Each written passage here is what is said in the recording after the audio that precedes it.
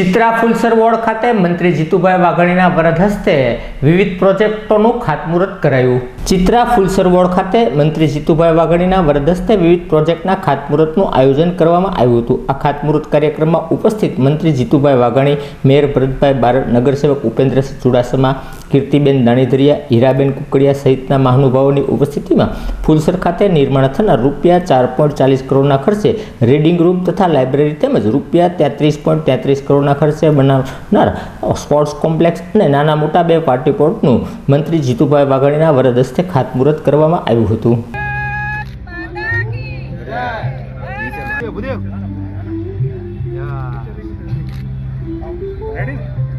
માનનીય કેબિનેટ મંત્રી એમના કરકમળથી આ જ્યોતિને પ્રજ્વલિત કરી રહ્યા છે. આપણે આવો સૌ ભારત માતાનો જય જયકાર કરીએ. બોલ શ્રી ભારત માતા કી, ભારત માતા કી. સૌ મહાનુભાવો એમના કરકમળથી આ વિકાસની જ્યોતને પ્રજ્વલિત કરી જનસુખાકારીની જ્યોતને પ્રજ્વલિત કરી રહ્યા છે.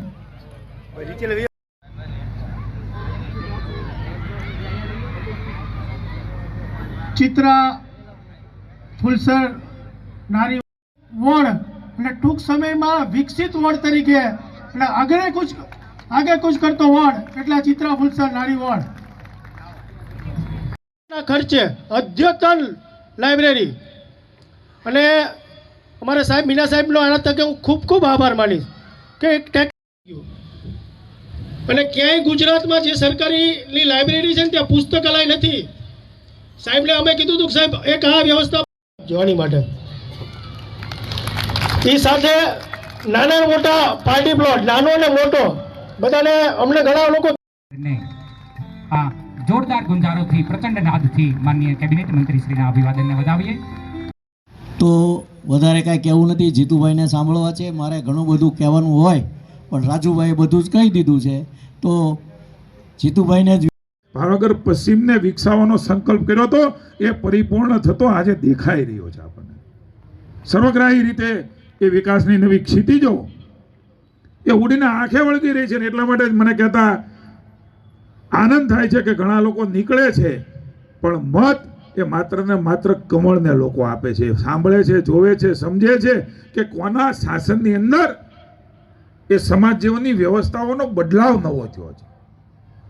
કારણ કે ભગવાન રામ તો બધાની અંદર બેઠો હોય ને, મારા માટે, કોર્પોરેટર માટે, અમારી પાર્ટી માટે બધું કહેવા નીકળે પણ તમને તો ખબર હોય ને કે ખરેખર કોણે શું કર્યું છે.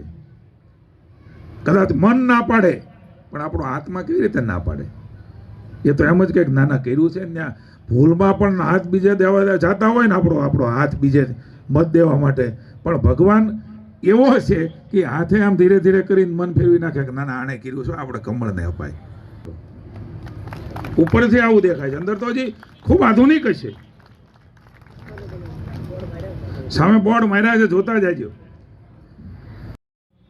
એરોબિક્સ છે, યોગા છે, મલ્ટીફંક્શન હોલ છે, કિડ્સની નાના બાળકોની એક્ટિવિટી છે, જિમ્નાસ્ટિકની ફેસિલિટી છે, જીમ છે, વર્કશોપ છે, ટ્રેનિંગ રૂમ છે, વોલીબોલ છે, લો ટેનિસ છે, બાસ્કેટબોલ છે, રનિંગ ટ્રેક છે, ક્રિકેટ ગ્રાઉન્ડ છે, ખોખો છે, સ્ટેન્ડિંગ રિંગ છે, બોક્સ ક્રિકેટ છે, પિકલબોલ છે, કબડ્ડી છે, ક્રિકેટ છે, હર્ડલ્સ છે. આમાં કેટલાય નામ તો આવડે એવા નથી, બોલો.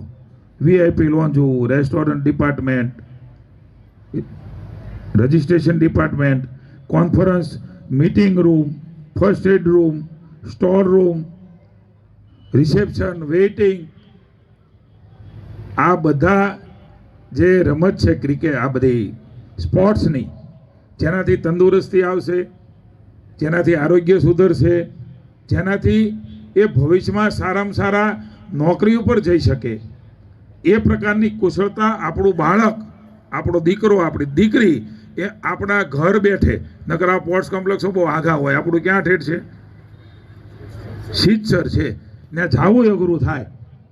અને આ ફુલસરની અંદર આખા જિલ્લાના લોકો અહીંયા આ પ્રકારની રમતો અને સ્પર્ધાઓ કરવા આવવાના છે.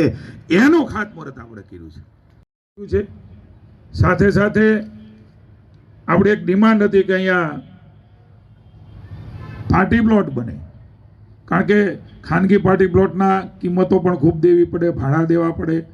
ભાઈ ઉપેન્દ્રભાઈ કહ્યું એમ એની વ્યવસ્થાઓમાં આપણે રહેવું પડે, અને વ્યવસ્થામાં રહીએ તો ખર્ચ પણ વધે. માંડ પેટીઓ રળીને પોતાનો કુટુંબ ચલાવનાર આપણો આ વિસ્તાર, આપણે આજુબાજુના વિસ્તાર, એમને ફાયદો થાય એના માટે થઈ અને 6 કરોડ રૂપિયાના ખર્ચે